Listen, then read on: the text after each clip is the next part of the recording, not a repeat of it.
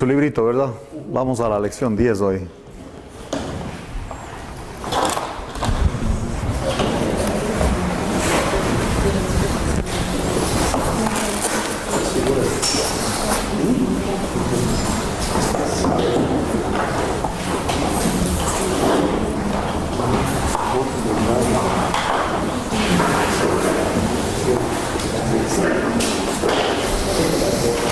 El tema que tenemos hoy es un tema muy importante porque nos ayuda en la observación muchísimo.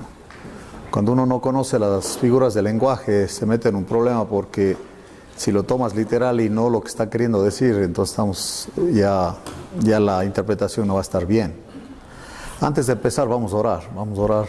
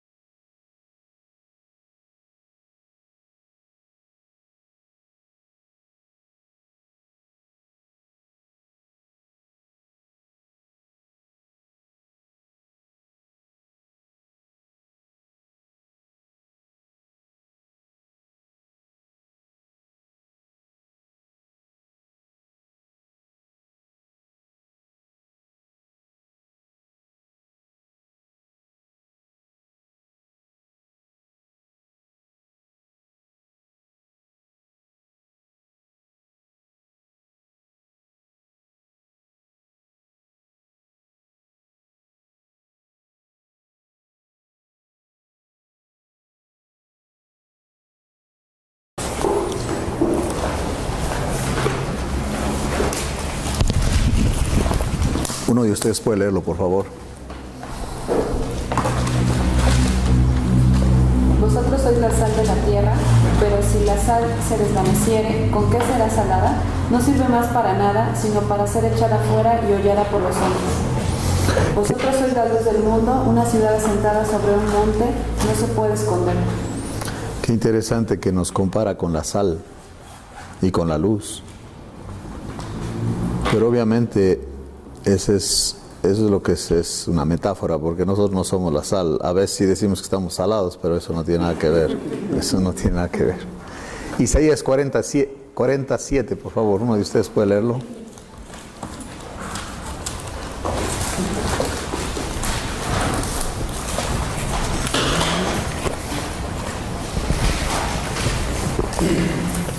La hierba se seca y la flor se marchita, porque el viento de Jehová sopló en ella.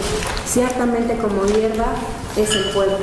Pero qué interesante que si uno se queda viendo ahí, lo que está diciendo es que el pueblo está marchito, porque el contexto es una hierba marchita, y lo que está marchito es facilito, se prende y se quema, ¿entiende? Es una forma de darle al pueblo unas características de la hierba seca, ¿sí? Marchita. Qué impresionante este cuadro, porque uno está viendo un campo y lo ideal es que el campo esté verde y se vea bonito, ¿no? Que hay animales que están pastando ahí, pero ver un campo seco, árido y marchito es feo. Entonces imagínense ustedes poner un cuadro de eso y abajo poner Israel. Y ya, con eso ya nos quedó clarito que el pueblo anda mal. Sí. O sea, para nosotros en nuestro contexto sería alguien deprimido, ¿entiende? Que totalmente no tiene ninguna intención ni de levantarse de la cama ni de hacer nada, está marchito, una flor marchita. Entonces el símil, ¿cuáles eran las dos palabras claves? Semejante, ok. ¿Y en la metáfora? Transportar, exactamente. La tercera es la metonimia. Aquí designamos. Es el uso de una palabra en lugar de otra, que tienen relación porque la primera designa a la otra. Vamos a ver en primera de Juan 1:7. Si ahora hace sentido esos tipos de versículos, como ¿qué dice primera de Juan 1:7? Pero si andamos Adelante, sí, adelante. Pero si andamos en luz como Él está en luz, tenemos comunión unos con otros. La sangre de Jesucristo nos limpia de todo pecado. Qué interesante, porque esta designación que se hace de luz, que si andamos en luz, vea lo que dice el versículo 5. Ahí mismo en 1:5. Este es el mensaje que hemos oído de Él y os anunciamos: Dios es luz y no hay ninguna tinieblas en Él. Entonces se dan cuenta cómo realmente el punto aquí es que Dios es luz. Y cuando dice que si andamos en luz, obviamente Él se refiere a que andamos en el Espíritu. O sea, dependiendo en Dios, porque Dios es luz. ¿Ve el punto? Y en ese momento ya tenemos comunión unos con otros, porque nadie puede jactarse de nada, porque todos somos fallutos. Si andas en luz, nadie va a decir yo soy mejor que tú. ¿Entiendes? Es como cuando se cae un avión, los que están en primera clase y los que están atrás dan lo mismo, van a morir todos, ¿me entiendes? No hay ninguna diferencia. Si estás en luz, ya nadie puede esconderse, ya nadie puede pretender algo que no es. No que yo soy una persona santa o que no quiebra un huevo o lo que tú quieras, ¿no entiendes? Ya en la luz se ve todo y dice, no seas mentira, pero mira, nosotros estamos viendo cómo eres. Y solo así podemos tener comunión unos con otros, porque ya todos estamos bajo la misericordia. Ya nadie se jacta, nadie es más que otro, ya todos estamos expuestos. Y ahí la sangre de Cristo nos limpia de todo pecado. Entonces ahí estamos confiando en el Señor, no en nuestras propias justicias. Es bien interesante cómo al entender este tema de las figuras, ya se le amplía el panorama de lo que está diciendo, ¿no? Entonces usa una palabra en lugar de otra, porque tienen relación, porque la primera designa a la otra. Acuérdense que en la metonimia es designar, la palabra clave, designar. Luz está designada por Dios, ya que Dios es luz de acuerdo al versículo 5. La idea es vivir delante de y para Dios. Vamos a Proverbios 5, 15, 18. Proverbios 5, 15 al 18, vamos a ver ahí. Uno de ustedes puede leerlo.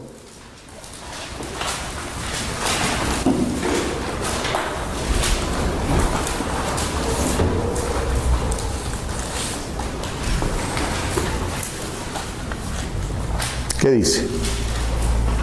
Bebe el agua de tu misma cisterna y los raudales de tu propio pozo.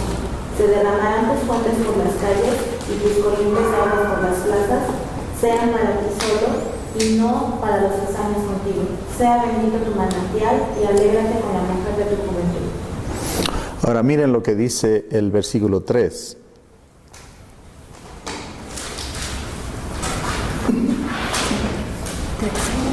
Cinco, 3, ¿qué dice?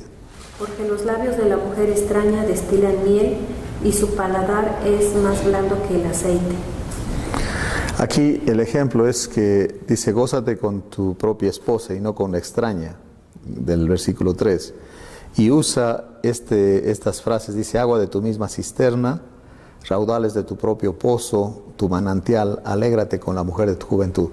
Qué interesante que designa todo a la mujer, a la esposa. ¿Sí? Eso de agua de tu misma cisterna, raudales de tu propio pozo, tu manantial, alégrate con la mujer de tu juventud.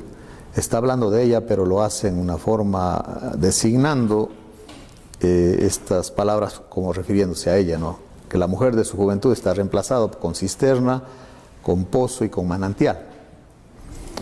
La sinécdoque, esa es la cuarta. Aquí hay una relación, ¿sí? Hay una relación. Es tomar una parte del todo o el todo por una parte. La materia de una cosa por la cosa misma. Si yo diría, me prestas un pedazo de madera para sentarme, lo que acabo de decir es una silla de madera, ¿verdad? Porque no hay sillas de plástico y de metal. Vamos a ver en Éxodo 4:12 ahí. Uno de ustedes puede leerlo. Éxodo 4:12. Ahora pues ve y yo estaré con tu boca y te enseñaré lo que hayas de hablar. Ok, el Señor va a estar con la boca de él, pero la idea ahí es que va a estar con él, ¿no? Es como cuando va a pedir la mano, pide la mano, pero la realidad es que pide a ella, ¿no? Pero es una manera de decirlo, dice, voy a pedir la mano. Es como ¿qué quieres, que la corte la den un plato? ¿Qué? Pues, implica que está pidiendo a ella. Significa que voy a estar contigo. La boca es una parte del todo que es del cuerpo, en este caso Moisés. Vamos a Génesis 22:17, otro ejemplo ahí.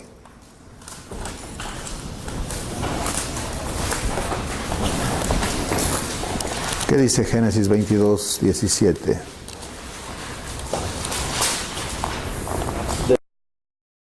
Es cierto que bendeciré y multiplicaré tu descendencia como las estrellas del cielo y como la arena que está a la orilla del mar, y tu descendencia poseerá las puertas de sus enemigos. Qué interesante que se mencionan las puertas que tienen que ver con las ciudades. Si ya la puerta es tuya, es que ya conquistaste la ciudad, ¿no? Entonces sería la sinécdoque, que tiene que ver con la relación que hay entre una palabra, una parte del todo o el todo por una parte. Sí, esa es la sinécdoque. También la ironía, y la ironía, nosotros hablamos mucho por ironías. Aquí es contrario, ¿no? Consiste en dar a entender lo contrario de lo que se dice. Parece una burla con el fin de hacer resaltar lo absurdo del caso. Sí, una ironía es... Vamos a Primero de Reyes 18:27. Aquí es una ironía cuando él les dice que griten, que quizás se quedó dormido. Baal, hay que despertarle, dice. Esa es una ironía. Porque está diciendo lo contrario. No hay ningún poder, no hay ningún Baal que pueda hacer nada, porque no hay. Y él se está burlando de ellos, irónicamente, ¿eh? Uno de ustedes puede leerlo, por favor, 18:27 de Primero de Reyes. Y aconteció al mediodía que Elías se burlaba de ellos, diciendo, gritad en alta voz porque Dios quizá está meditando o tiene algún trabajo, o va de camino, tal vez duerme y hay que despertarlo. Ese Elías era cosa seria. Eliseo era muy contrario, en cambio, muy diferente. Él ni siquiera salió a recibirle a Naamán, dijo que se vaya a bañar 7 veces al Jordán. O sea, él los pastores de ahora, si viniera alguien importante, lo primero que quieren es sacarse una foto con él. Sí, esa es la gloria de haber sacado la foto con el presidente. ¿Y qué? Sí. Impresionante, ¿no? La ironía. Miren también en 2 de Corintios 12:11.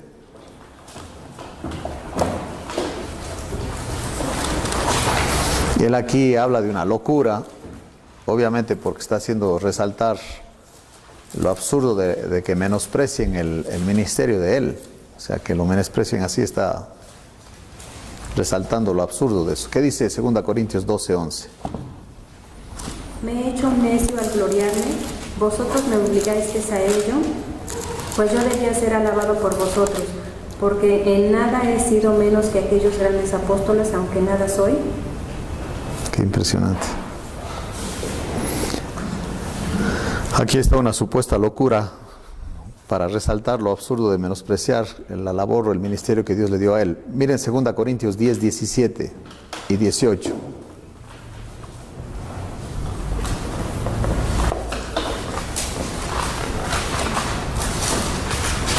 Mas el que se gloría, gloríese en el Señor, porque no es aprobado el que se alaba a sí mismo, sino aquel a quien Dios alaba. Exactamente. 11.1 también, 2 Corintios 11.1. Ojalá me toleraseis un poco de locura, sí, tolerable. Obviamente él no está loco, simplemente está haciendo un punto. ¿Sí? De ahí pueden agarrarse a alguien que lo toma literal, dice, ¿ves que estaba loco él? O sea, no estaba loco, simplemente está haciendo un punto.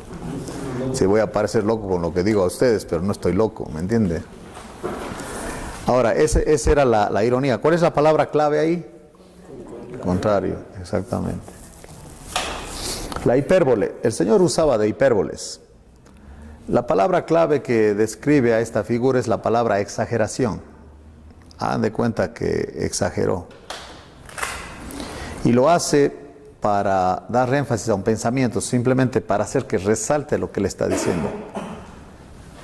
Vamos a Mateo 19:24, vamos a ver ahí, Mateo 19:24. Qué difícil es para un rico dejar a su Dios, que es el dinero, para seguir al Señor. Pero él dice ahí que para Dios no hay nada imposible, aunque para el hombre sí le sea imposible en sus ojos, pero para Dios no. Muchos ricos le han conocido al Señor. ¿Qué dice Mateo 19:24? Otra vez os digo que es más fácil pasar un camello por el ojo de una aguja que entrar un rico en el reino de Dios. Sí, uno pensando la idea esta de pasar un camello por el ojo de una aguja es una hipérbole, una exageración. Porque lo primerito que viene a nuestra mente es jamás va a pasar un camello por el ojo de una aguja, es imposible. Pero él no se refiere a una aguja de coser, se refiere a un lugar que era como un cruce, un pase, que era muy complicado que pasen los camellos por ahí. A eso se refiere como 2 piedras, una ranura, algo así. Entonces es una figura de lenguaje, ¿entiende? Y así era conocido ese lugar, le decían por lo complicado que era, como decir, como el ojo de una aguja. Ya ven que nosotros a veces batallamos por meter el hilo en el ojo de una aguja, esa es la idea, ¿no? Pero el que dice el 25, el Mateo 19:25. Sus discípulos, oyendo esto, se asombraron en gran manera, diciendo, ¿quién pues podrá ser salvo? Sigue.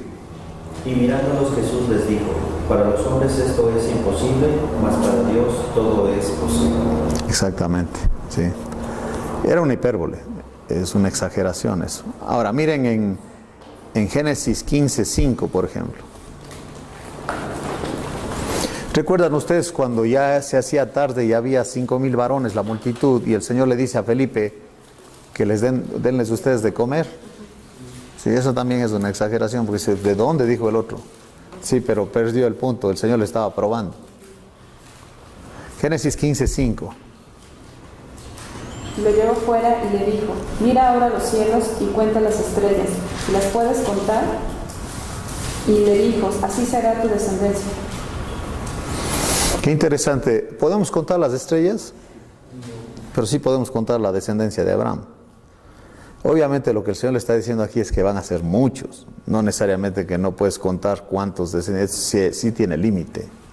O sea, obviamente que sería muy complicado para nosotros contar a los descendientes de Abraham, pero el Señor sí sabe cuántos son, como Él sabe cuántas estrellas son. Pero qué interesante que compara eso como diciendo, van a ser muchísimos. Si no puedes contar las estrellas, tampoco la descendencia va a ser numerosísima. Claro que es una exageración al decir que van a ser como las estrellas, pero es para hacer un punto de que va a ser una gran multitud los descendientes de Abraham, ¿entiende? Ahora, viene el apóstrofe. Aquí la palabra clave es dirigir. Son palabras dirigidas a una persona presente o ausente, o algún objeto sin vida o una idea abstracta como si tuvieran vida o pudieran oírlas. Miren Mateo 23, 1 al 8, vamos a ver ahí. Mateo 23, 1 al 8, uno de ustedes puede leerlo.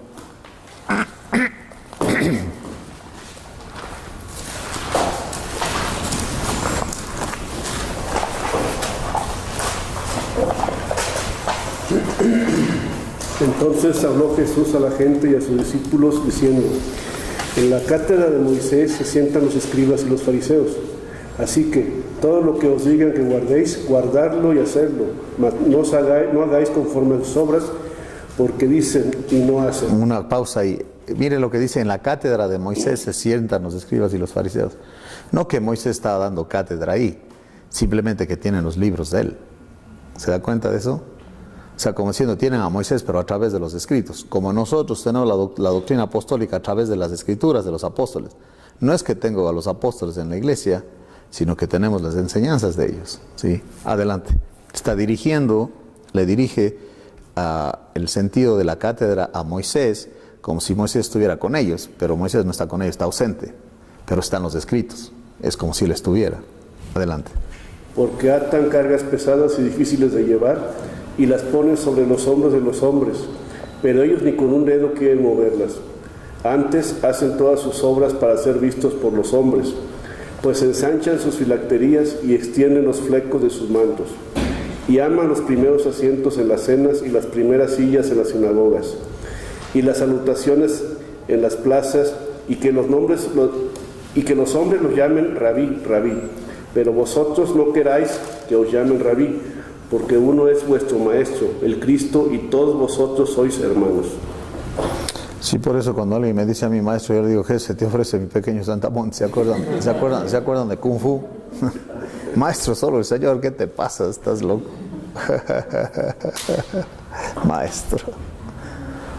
Maestro de obra, ¿o qué?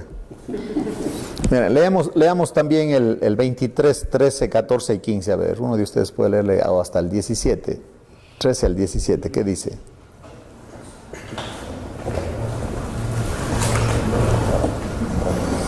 De Mateo 23. Mas hay de vosotros, escribas y fariseos, hipócritas, porque cerráis el reino de los cielos delante de los hombres, pues ni entráis vosotros, ni dejáis entrar a los que están entrando. Hay de vosotros, escribas y fariseos, hipócritas, porque devoráis las casas de las viudas, y como pretexto hacéis largas oraciones, por esto recibiréis mayor condenación. Hay de vosotros, escribas y fariseos, hipócritas, porque recorréis mar y tierra para ser un prosélito, y una vez hecho le hacéis 2 veces más hijo del infierno que vosotros. Hay de vosotros, guías ciegos, que decís, si alguno jura por el templo no es nada, pero si alguno jura por el oro del templo es deudor. Insensatos y ciegos, porque ¿cuál es mayor, el oro o el templo que santifica el oro? Qué interesante, ¿no? Y he oído eso, que cuando uno le confronta a alguien, dice, no, ahí no hay amor. Fíjense, el Señor, había un ingeniero amigo mío que cuando leyó esto dice, no hombre, yo tenía otro concepto del Señor Jesucristo, y fíjense nomás cómo los trata. Acuérdense que Pablo a los judaizantes les dijo malditos. Y lo mismo a ellos en Filipenses les dijo perros. ¿sí? No soportaban la gente que desvían a las personas. El Señor no iba a aceptar eso. Y a mí me acusan de que soy muy duro, no sé, digo, no. La tarea más difícil que tengo no es compartir, es cuidar de los perros y de los malditos a que se acerquen a dañar a la gente, ¿entienden? Con sus falsas enseñanzas y con sus agendas escondidas. Eso no lo vamos a permitir. Eso es muy importante. Miren, también podemos leer el 23 al 27. 23 al 27.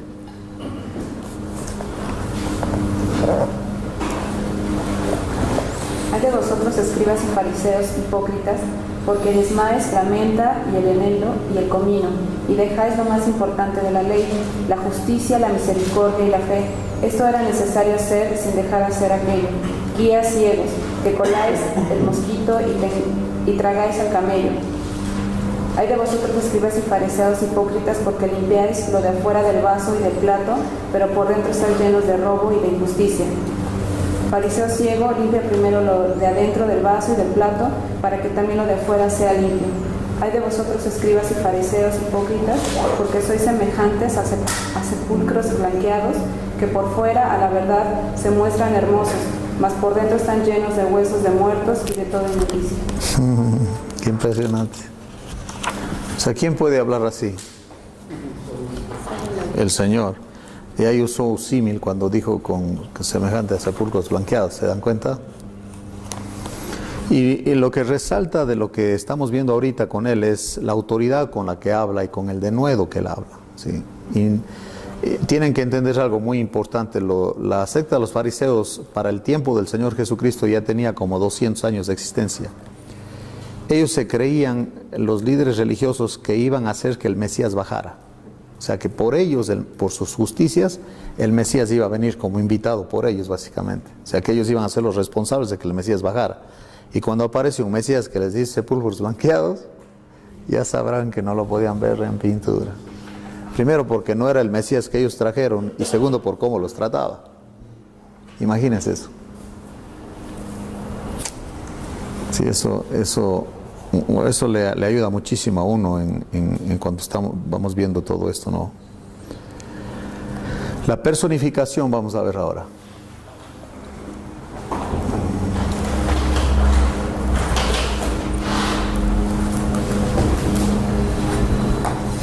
La palabra clave que describe esta figura es personal. Es dar características personales a los animales, a las plantas o a las cosas sin vida. ¿Se acuerdan cuando el Señor dijo que si ellos no le adoraban estas piedras, lo harían? ¿Cómo hace las piedras eso? Pero es una manera de expresar que Dios tiene la soberanía y el control, ¿no es cierto? Es algo personal. Vamos a ver Isaías 55, 12 ahí. Uno de ustedes puede leerlo, por favor.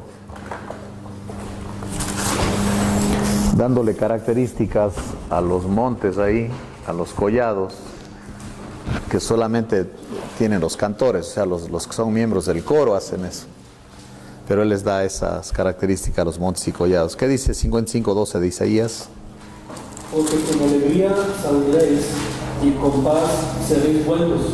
Los montes y los collados levantarán canción delante de vosotros, y todos los árboles del campo darán palmadas de aplauso. ¿Ustedes han visto alguna vez a un árbol que esté aplaudiendo? Pues la idea ahí es darle características de una persona a las cosas, o a las plantas, o a los animales. Eso es una personificación, que es muy diferente a un antropoformismo. Un antropos es hombre, y darle características de hombre a Dios, eso es un antropoformismo. O sea, como que Él se enoja como si fuera un hombre, pero Él no es hombre. ¿Sí? Eso solamente para ayudarnos a entender. Ahora, el eufemismo, esa es la próxima. Aunque veamos Proverbios 8, 1 al 4 primero. Proverbios 8, 1 al 4. Uno de ustedes puede leerlo para nosotros. Ahí está otro ejemplo en cuanto a la personificación.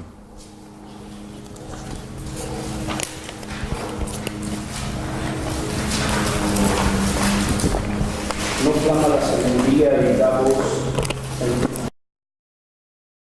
no da su voz en el juicio.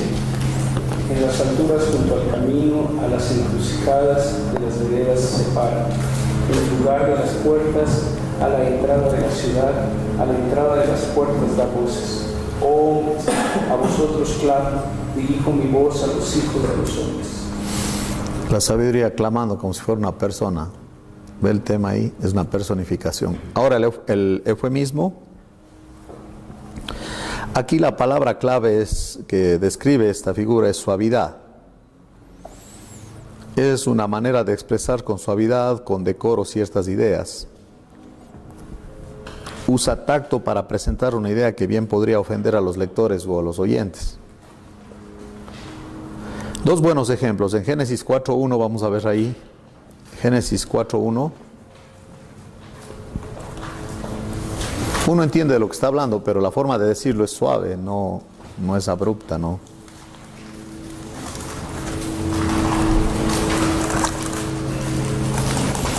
¿Qué dice Génesis 4.1? Conoció Adán a su mujer Eva, la cual concibió y dio luz a Caín, y dijo, por voluntad de Jehová he adquirido varón. Si uno lo toma y dice que conoció Adán a su mujer Eva, dice, ¿cómo? O sea, que no la conocía, ¿o qué? No, se refiere a que ya tuvo relaciones con ella y ella quedó embarazada, es lo que dice. Entonces se conoció, Pablo lo pone en Corintios, dice el deber conyugal, y la palabra ese conyugal en el koine es coito, que básicamente es la relación de los esposos, ¿no? Entonces es una manera suave de decir las cosas. Eso, a veces nosotros debemos hablar con eufemismos, pero otras veces tenemos que hablar con ironías y también con hipérbolas. Sí, de verdad que sí. Así que hablamos con suavidad, ¿no? Otro ejemplo en Proverbios 5, 18 al 20.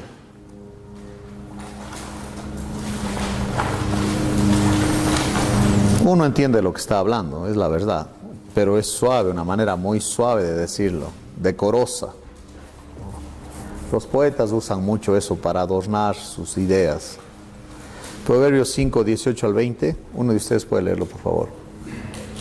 Sea bendito tu manantial y alégrate con la mujer de tu juventud. Como sierva amada y graciosa gacela, sus caricias te satisfagan en todo tiempo, y en su amor recréate siempre. ¿Y por qué, hijo mío, andas ciego con la mujer ajena y abrazarás el seno de la extraña? Exactamente. Ahora vamos a la paradoja.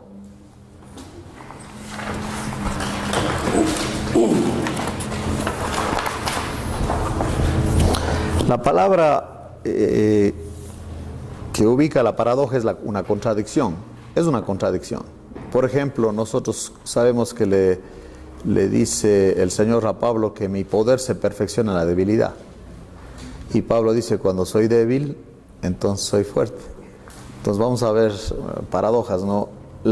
Aquí la palabra clave es contradicción. Y tiene que ver con emplear expresiones o frases que envuelven una contradicción. Y la contradicción no es supuesta, es verdaderamente es una contradicción. Vamos a Santiago 1.2. Vamos a ver Santiago 1.2. Cuando él dice ahí a los hermanos, tened por sumo gozo cuando os halléis en diversas pruebas. Vamos a ver eso, muy interesante. La pregunta que surge es, ¿tiene uno sumo gozo cuando está en una prueba? Pues no. Claro que no. A ver, ¿qué dice Santiago 1.2? Hermanos míos, tened por sumo gozo cuando os halléis en diversas pruebas. Ahora, si uno lee a Santiago así y piensa el gozo, ¿dónde está el gozo? ¿Dónde aparece el gozo? ¿Recuerdan Gálatas como una de las gracias del fruto del Espíritu? Entonces, básicamente, nosotros ya entendiendo lo que entendemos ahora, deberíamos decir, depende en el Espíritu cuando estás en pruebas. ¿Sí ve el punto ahí? Sí, porque yo tener su gozo cuando estoy en pruebas, no, hermano. No. O sea, sería una mentirotota decir que sí tengo sumo gozo cuando estoy en pruebas, para nada. Quiero ahorcarle a veces al bandido, ¿entiendes? O cuando uno está enfermo se siente tan mal que Mis hijos siempre hacen eso. Dicen, no, cuando papá anda enfermo está en la pura carne. Dice. Así dicen. Sí, es otra. Sí. ¿Ah? No entendí eso. Entonces aquí básicamente dice, cuando estás en diversas pruebas, que diversas son de diferentes tipos, de una variedad de pruebas, una tras de otra. Impresionante. Hay gente que está así, digo, pues tú estás como el libro de Santiago, pero la clave es para que dependas en el Espíritu, no en ti mismo. Por eso son las pruebas. Porque dice, sigan el versículo siguiente, que dice 2, sabiendo que la prueba de vuestra fe produce ¿qué? Y acuérdense otra vez, ¿quién produce la paciencia? Entonces, que confíes más en el Espíritu. No, uno ya cuando ya tiene esa información extra, digamos que lo que Pablo enseña, dice, bueno, ya entiendo a qué se refiere. No es que yo voy a estar riéndome a carcajadas como piensa alguno, porque estoy en problemas, jajaja. No, eso sí que eso no, hermano. Sí, ya uno se va ubicando a qué se refiere, ¿me entiende? Esa es una paradoja.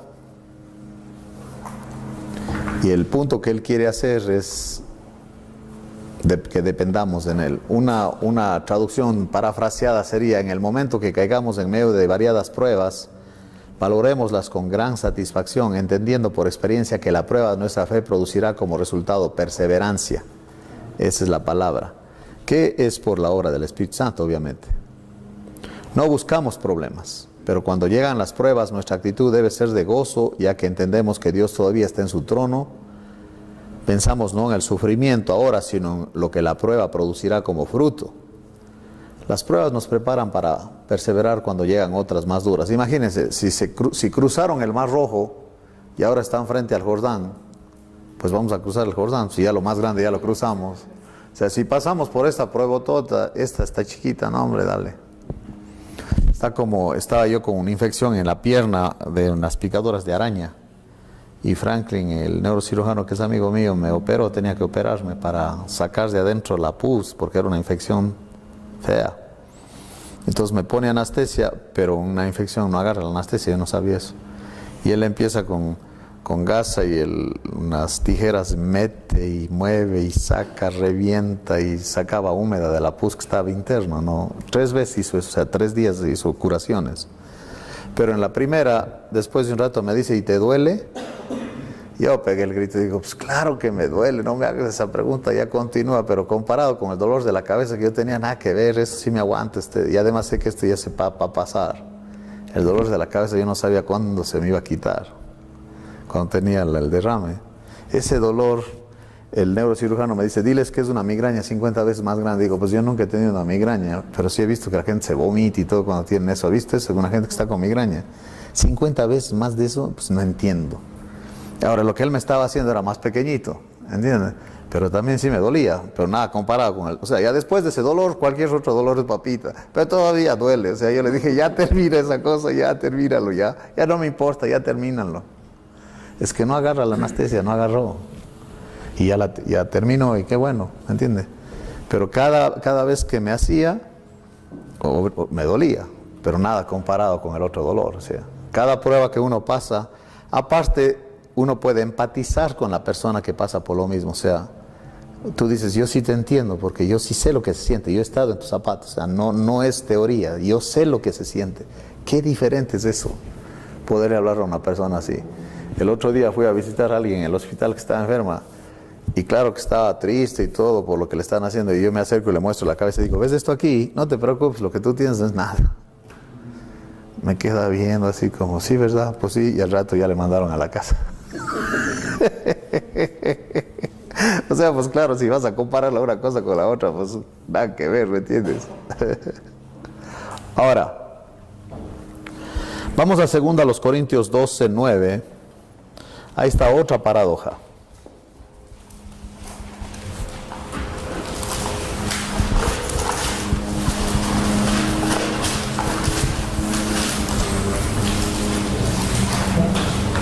Uno de ustedes puede leerlo, por favor. Me ha dicho, vas a denigrarte porque mi poder se te perfecciona en la debilidad. Por tanto, de buena gana me gloriaré más bien en mis debilidades. Qué interesante, ¿no? Que en la misma expresión, en el mismo versículo, en el mismo pensamiento está poder y debilidad. Es una contradicción. Y uno dice, y entonces, ¿a qué se refiere el Señor en esto? Mi poder se perfecciona en la debilidad. ¿A qué se refiere? Pues el Cristo en el hombre. Exactamente, porque Él está esperando que el poder del Señor se manifieste. Miren conmigo Colosenses 1:29, ¿verdad? Colosenses 1:29. El problema es que nosotros queremos hacerlo y no funciona. No, y eso ya no funciona, hermano. Mejor que Dios lo haga.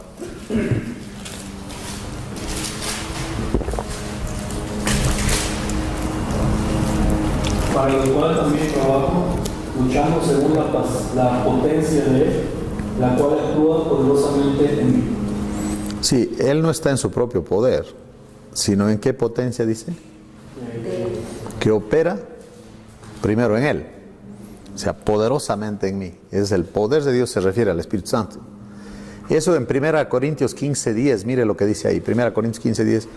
Entonces uno para empezar, si va a confiar en uno mismo, ya perdiste, ya no vas a ningún lado. Primero porque Dios no acepta nada que el yo va a producir. Y segundo, no vas a comunicar nada.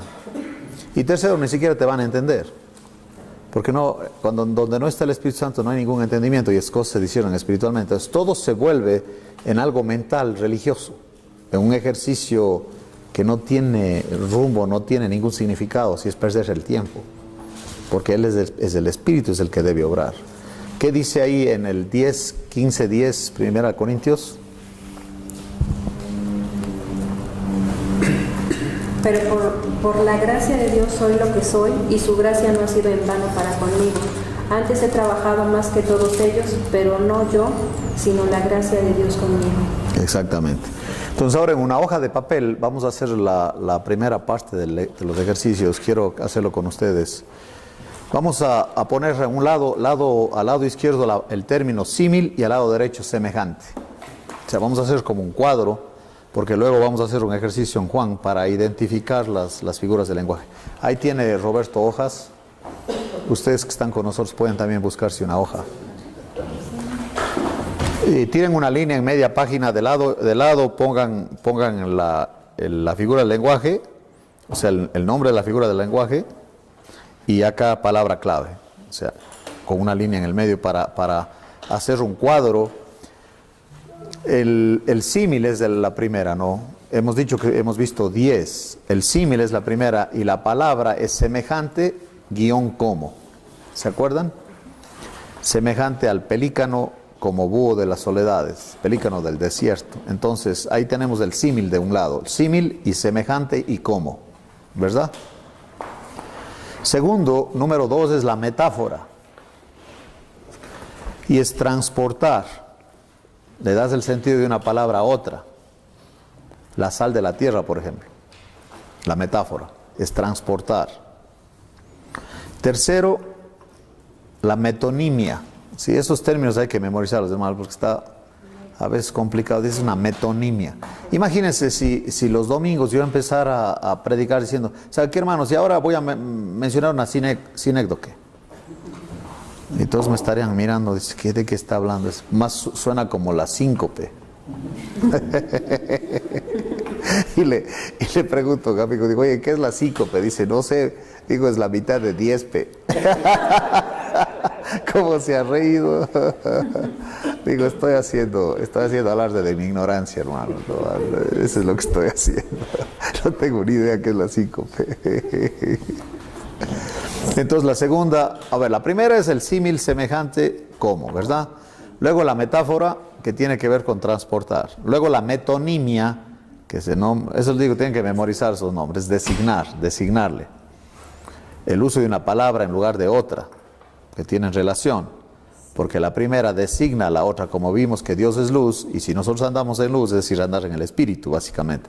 La cuarta sería la sinécdoque. Y es una relación, la sinécdoque se llama.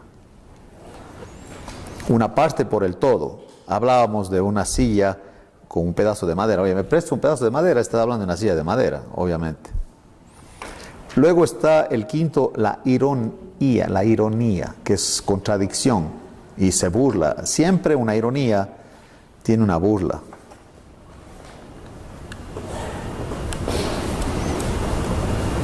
Una burla sería cuando a alguien que está gordo le das algo que está con muchas calorías y le dices, tómate para tu dieta. Es una ironía, es lo contrario. La idea ahí es para que te hagas más gordo en lugar de ayudarle, ¿no? Es una ironía. Luego la hipérbole es una exageración. El Señor sí exageraba, ¿ok? Para hacer un punto. Luego está la apóstrofe, que es dirigir. Palabras dirigidas a una persona presente o ausente. Vimos el tema de Mateo 23 de los fariseos que se sientan en la cátedra de Moisés. Sí, repiten lo que está bien, pero no lo hacen. Y dijo, oye lo que dices, pero no hagas lo que hacen ellos, porque dicen y no hacen. Por eso siempre una persona que es hipócrita se le dice que es un fariseo. ¿Se ha notado ese? No, ese es un fariseo. Es hipócrita. Ok.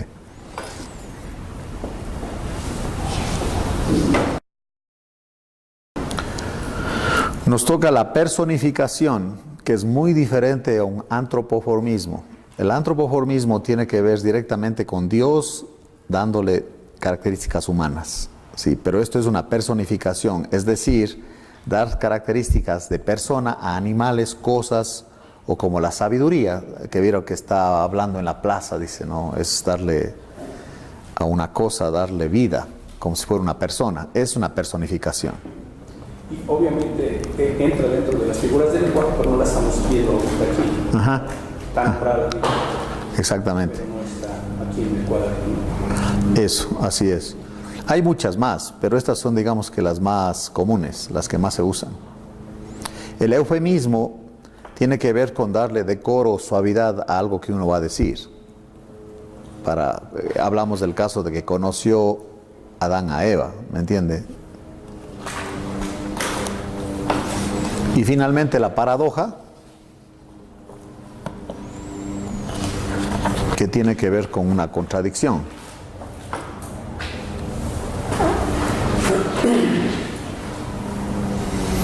Entonces vamos a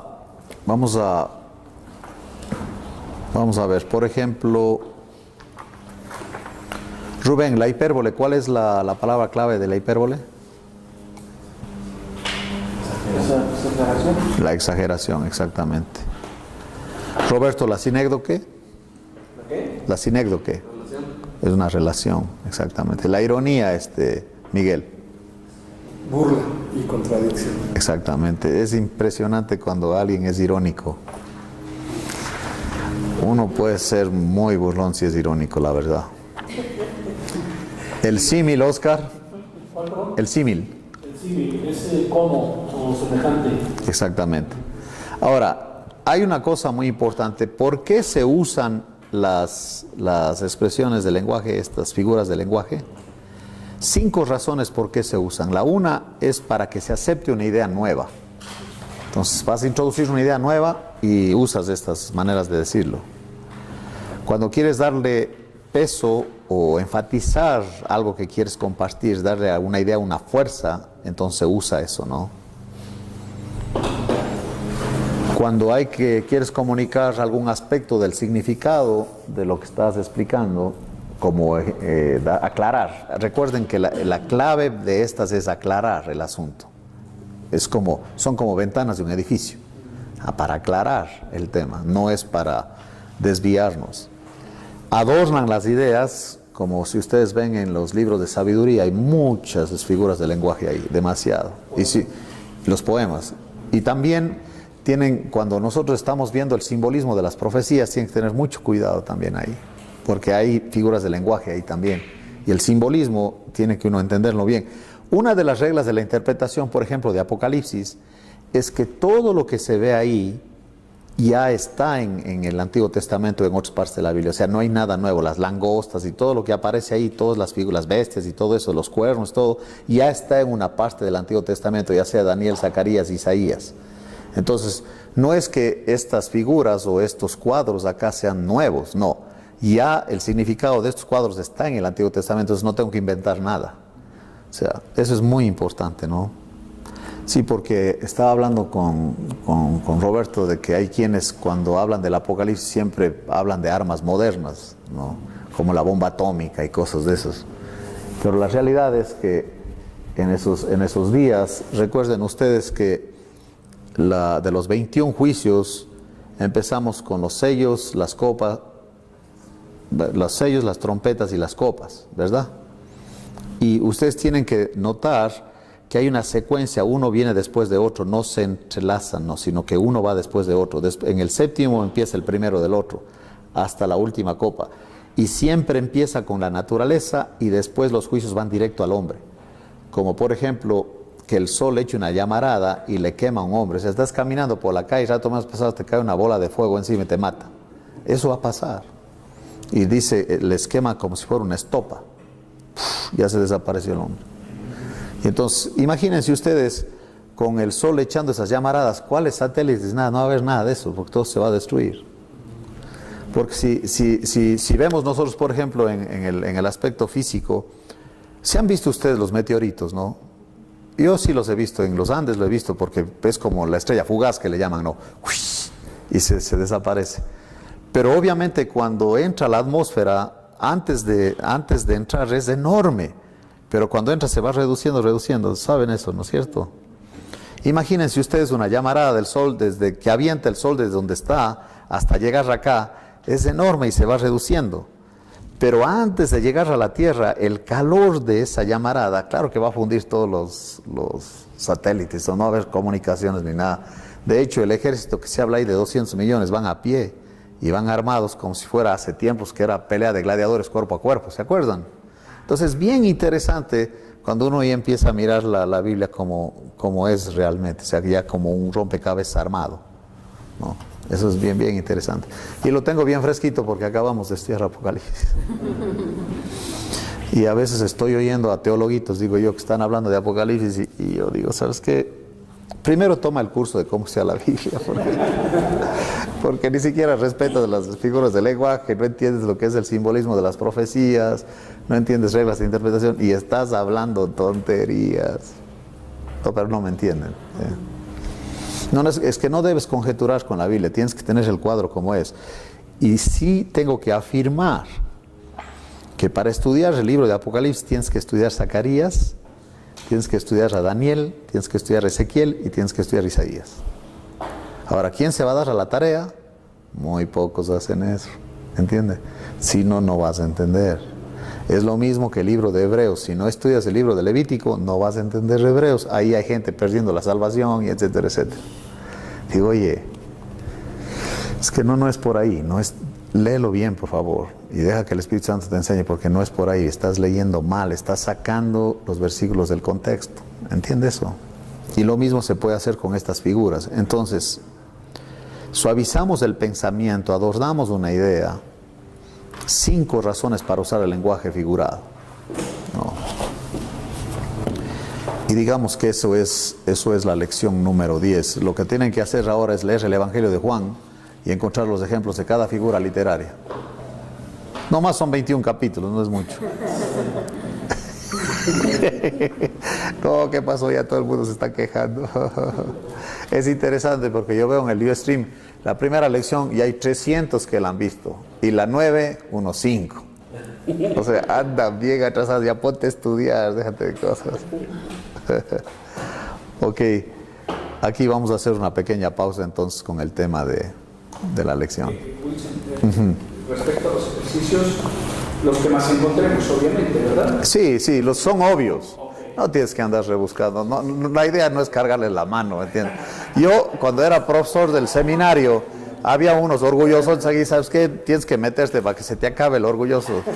Sí. Aquí estamos en la gracia. Aquí estamos en la gracia, sí.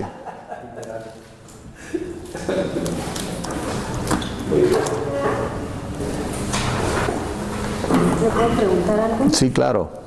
En Mateo 23:15 dice de vosotros, escribas y fariseos hipócritas, porque recorréis mar y tierra para hacer un prosélito, y una vez hecho le hacéis 2 veces más hijo del infierno que vosotros.